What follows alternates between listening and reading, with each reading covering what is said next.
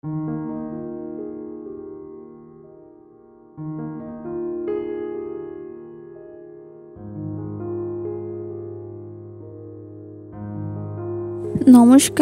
কেমন আছেন সবাই? আশা করি ভালো আছেন, সুস্থ আছেন। আমি সোমা ভিলেজ লাইফস্টাইলের আবারও একটা নতুন ব্লগে আপনাদের সবাইকে স্বাগত।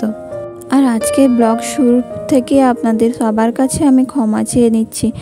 আজকে ভয়েস ওভারটা হয়তো ঠিকঠাক শোনাবেন না, কারণ আমারটা গলার অবস্থা না খুবই খারাপ, ভীষণ কাশি হচ্ছে, ওই জন্য না গলার অবস্থা খারাপ। তো ভয়েস ওভারটা যদি একটু খারাপ হয় প্লিজ অ্যাডজাস্ট করে নেবেন। আর এখন বাজে সকাল 5:30। এখন থেকেই আপনাদের সাথে নিয়ে আজকের ব্লগটা শুরু করছি। আর অনুরোধ রইল পুরো ব্লগটা দেখার জন্য। সকালে ঘুম থেকে উঠেই না আগে সামনের দরজাটা খুললাম, তারপরে খুলে মুখটা ধুয়ে এসে তারপরে সামনের দরজাটা খুলে না ঝাড় দিয়ে দিলাম। তো পুরো ঘরটাই ঝাড় দেওয়া কমপ্লিট হয়ে গেছে। আর বাইরেটাও ঝাড় দিয়ে এসেছি। বাইরেটায় ঝাড় দিয়ে এসে বাবার জন্য একটু চা করে দিলাম। আর মা তো বাড়িতে নেই, তো মাসির বাড়ি গেছে, আমার এক মাসি শাশুড়ির বাড়িতে গেছে। মা বাড়িতে নেই, বাবা, আমি আর ছেলে। তারপর চা করে দিয়ে বাবাকে রুটি আর ছানা করে দিলাম। আজকে আর কোনো তরকারি করিনি, আলুও ভাজিনি, জানেন তো, কারণ মা তো বাড়িতে নেই। আর পান্তা যদি খাওয়ার হয় আমরা তখন কিছু একটা করে নেব। তো এখন সকালবেলা আর অত ঝামেলা করবো না।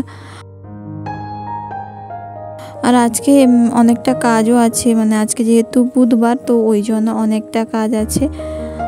সেই জন্য সকাল সকাল কাজগুলো শেষ করে নিতে পারলেই হয়। তো বাবাকে রুটি করে দিয়ে দিয়েছি, তারপর চলে এসেছি এখানে টেবিলটা মুছে নেব। আর টেবিলের উপর যে কভারটা দিয়েছিলাম না,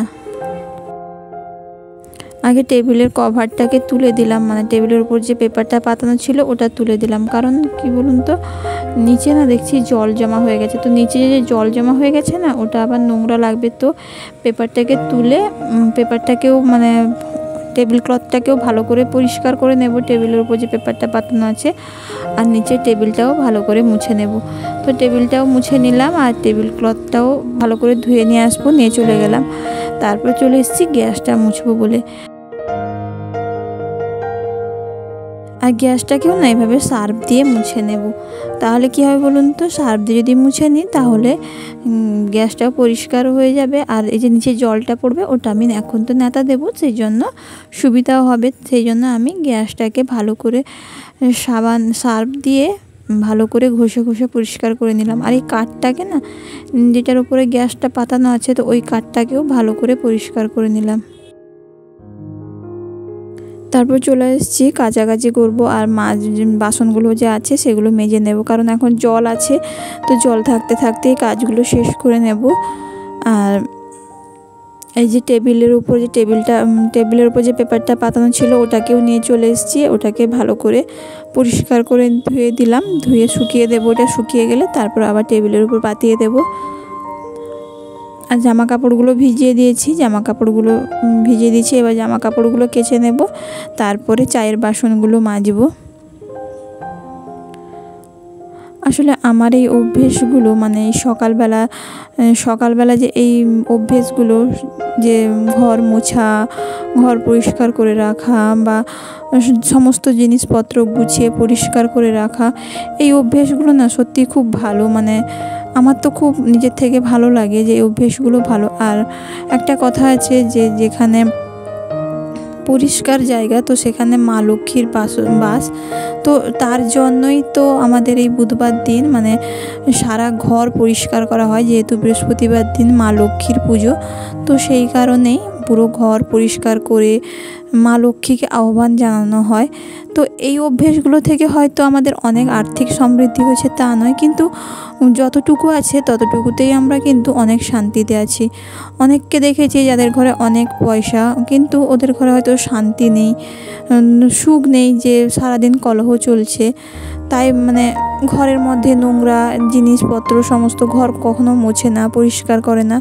এমনি মানুষও অনেক দেখেছি, কিন্তু আমাদের হয়তো ওইসব করে হয়তো অনেক যে আর্থিক সমৃদ্ধি হয়েছে তা নয়।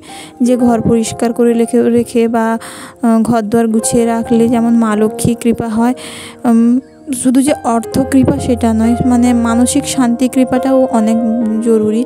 কারণ যদি অর্থ থাকে আর আপনি যদি শান্তিতে না থাকতে পারেন, তাহলে সেই অর্থ তখন মূল্যহীন হয়ে পড়ে। আর আপনাদের সঙ্গে দেখুন কথা বলতে বলতে অনেকটা কাজ এগিয়ে গেল। বাসনগুলোও মাজা হয়ে গেছে কিছুটা, আর কাপড়গুলোও কাচা হয়ে গেছে। আর এই যে দুটো মগ ছিল এগুলো মেজে নেব। আর আজকে তো বুধবার বললাম, ওই জন্য এই যে আসন, পাপোশ, ঝাঁটা এগুলো সব ধুয়ে দেব, ধুয়ে ভালো করে শুকিয়ে দেব। আর আজকে না খুব একটা রোদ হয়নি, তো একটু তাড়াতাড়ি না ধুয়ে দিলে তো আর এগুলো শুকোবে না, তো অনেকটা সমস্যা হয়ে যাবে। যদি পাপোশটা হয়তো শুকে যাবে, কিন্তু ওই যে ঝাঁটা আর বড় যে মানে যেগুলো একটু মোটা মোটা টাইপের যে পাপোশগুলো বাড়িতে মা বানিয়েছে, তো ওগুলো না শুকোবে না তাহলে। তো সেই জন্য একটু তাড়াতাড়ি শুকিয়ে দিচ্ছি ধুয়ে।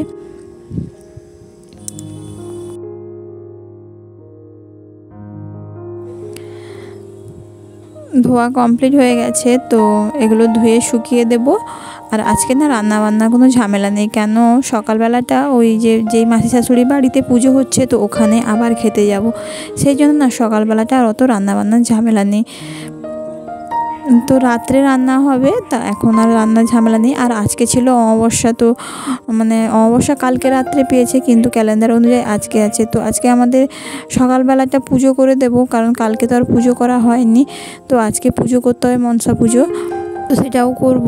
আর নিরামিষ তো ওখানে হচ্ছে, তো নিরামিষই খাওয়া হয়ে যাবে।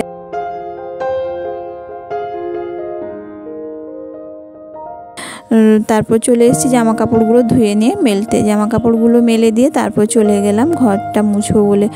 আর ঘরটা প্রথমে ছাদে চলে গেলাম, ছাদটা মুছে নিয়ে আসি, তারপরে নিচেরটা মুছবো। আর এই বুধবার দিনটাই না অনেক কাজ থাকে, কারণ এই যে বললাম মোছামুছি করতে হয়। প্রত্যেক দিনই আমার বাড়ি মানে নিজ ঘর মোছা হয়, কিন্তু প্রত্যেক দিন নিচেরটা মোছা হয়, উপরেরটা অত মোছা হয় না। উপরেরটা সপ্তাহে 2 দিন মোছা হয়, কারণ রোজ দিন পুরোটা মুছতে না আমারই অসুবিধে হবে। তো সেই জন্য আমি ভাগ করে নিয়েছি কাজের, যে রবিবার আর বৃহস্পতিবার নয় বুধবার, তো এই দুটো দিন আমি ছাদের উপর থেকে মুছে নিয়ে আসি, আর বাদ বাকি দিনগুলোতে আমি নিচেরটা মুছে নিই। আর ছাদটা তো এমনিতে ব্যবহার খুবই কম হয়, মানে কেউ থাকেও না। আর একটু জামা কাপড় শুকাতে হয়তো আসা হয় কোনো সময়, না হলে নয়। এছাড়া ছাদ আমাদের মানে ছাদে খুবই কম ব্যবহার হয়, সেই জন্যই অত নোংরা হয় না। কিন্তু ছাদের ঝাঁটটা প্রত্যেক দিন দিই। সকালবেলা যে বাসি ঝাঁট, ওটা কিন্তু আমি প্রত্যেক দিন মনে করেই দিই। তারপর চলে এসেছি নিচটা মুছে নেব, নিচেরটা মুছে নিয়ে তারপর যাব ন্যাতা দিতে। এই একদিনেই না এত কাজ থাকে, তো আমার হাত পুরো ব্যথা করে, মানে এত জায়গা মুছামুছি তারপর ন্যাতা দেওয়া, আসতে পুরো আমার 1 ঘন্টা 1.5 ঘন্টা সময় লেগে যায়। এই বুধবার দিনটাই একটু বেশি কাজের ঝামেলা মনে হয়। তারপর ঘরটা মুছে দিলাম, আর ততক্ষণ না ছেলেও চলে এসছে, তো ছেলেকে বললাম একটু ফ্যানটা চালিয়ে দেও, তো ওই জন্য ও বারে বারে ওইদিকে যাচ্ছিলো। তো ফ্যানটা চালিয়ে দিয়েছি, তাহলে ঘরটাও শুকিয়ে যাবে, কারণ ও চলে এসছে মানে এদিক সেদিক হাঁটবে, তো ঘরটা আরও বেশি কাদা হবে। তো সেই জন্য ঘরটাকে আমি যাতে তাড়াতাড়ি শুকিয়ে যায়, ওই জন্য ওকে বললাম ফ্যানটা চালিয়ে দিতে। তো ফ্যানটা চালিয়ে দিয়েছি, ঘরটা মোছা আমার কমপ্লিট হয়ে গেছে। এবার চলে এসেছি ন্যাতা দেবো বলে। আর আমার ভিডিওগুলো আপনাদের যদি ভালো লেগে থাকে আর চ্যানেলের যদি নতুন বন্ধু হয়ে থাকেন, তবে প্লিজ আমার চ্যানেলটিকে সাবস্ক্রাইব করে দেবেন এবং পাশে থাকবেন। আর আমার পুরনো বন্ধুদেরকে অসংখ্য অসংখ্য ধন্যবাদ আমার চ্যানেলটিকে সাবস্ক্রাইব করার জন্য এবং আমার পাশে থাকার জন্য। আর কমেন্ট করে জানাবেন কে কোথা থেকে ভিডিওগুলো দেখছেন এবং কেমন লাগছে আমার ভিডিওগুলো। তো প্রায় 2 সাইডে ন্যাতা দেওয়া কমপ্লিট হয়ে গেছে। এবার এই মাঝখানেরটা বাকি থাকে, কারণ মাঝখানেরটা আমি শেষেই দিই, কারণ এরপর দিয়ে আসতে যেতে তাহলে একটু সুবিধা হবে, আর ন্যাতা দিয়ে দিলে তো আসতে পারবে না, ওই জন্য। আর আমারও এদিক দিয়ে এরকম ন্যাতা দিয়ে এলে আমারও বেরোতে সুবিধা হবে, তো আমি সেই জন্য 2 সাইডে দিয়ে মাঝখানেরটা একদম লাস্টে দিই। তো ন্যাতাটা দেওয়া মোটামুটি কমপ্লিট হয়ে গেছে এদিকে। তারপর আবার যে নিচের যে জায়গাটা দেখছেন সেটাও ন্যাতা দিতে হবে। তারপর আমি চান করতে যাব আর মাথাটা ধুয়ে আসবো আজকে ভাবছি, তো মাথা ধুয়ে তারপর এসে পুজো করব।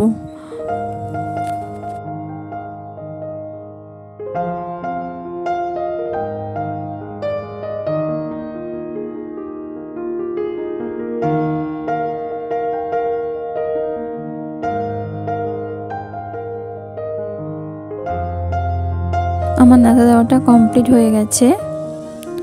আর চান করেও চলে এসেছি আর মাথাটাও ধুয়ে এসেছি। এবার একটু সিঁদুর ছুঁয়ে নেব, তারপর পুজো দেব। আর আজকে তো মনসা পুজো আছে, তো মনসা পুজো করব, তারপর বাড়ির পুজো করব। আর মা নেই, ওই জন্য মন্দিরও ধোয়া হয়নি। মা থাকলে আবার মন্দিরটাও ধুয়ে দেয়, ফুলটা তুলে দিয়ে যায়। তো এইগুলো করে আস্তে আস্তেই না প্রায় আধ ঘন্টা 45 মিনিট চলে গেল। আর দেখতে দেখতে প্রায় 11টা 10-15 হয়ে গেছে। তো তারপর একটুখানি খাওয়া দাওয়া করেছি। তারপর আবার মাসির বাড়ি যাব বলে, মানে ওখানে যেহেতু খাওয়া দাওয়া নেমন্তন্ন আছে, তো খাওয়া দাওয়া করে উঠতে 11:30 বেজে গেছে। তো তারপর আমি প্রায় 10-15 মিনিট বসছিলাম, তারপর রেডি হয়ে নিলাম। আর আজকের ব্লগটা এ পর্যন্ত, আর বড় করব না। সবাই ভালো থাকবেন, সাবধানে থাকবেন। দেখা হবে আবারও একটা নেক্সট ভিডিওতে। ততক্ষণে যদি ভিডিওগুলো ভালো লেগে থাকে প্লিজ আমার চ্যানেলটিকে সাবস্ক্রাইব করে দেবেন এবং পাশে থাকবেন।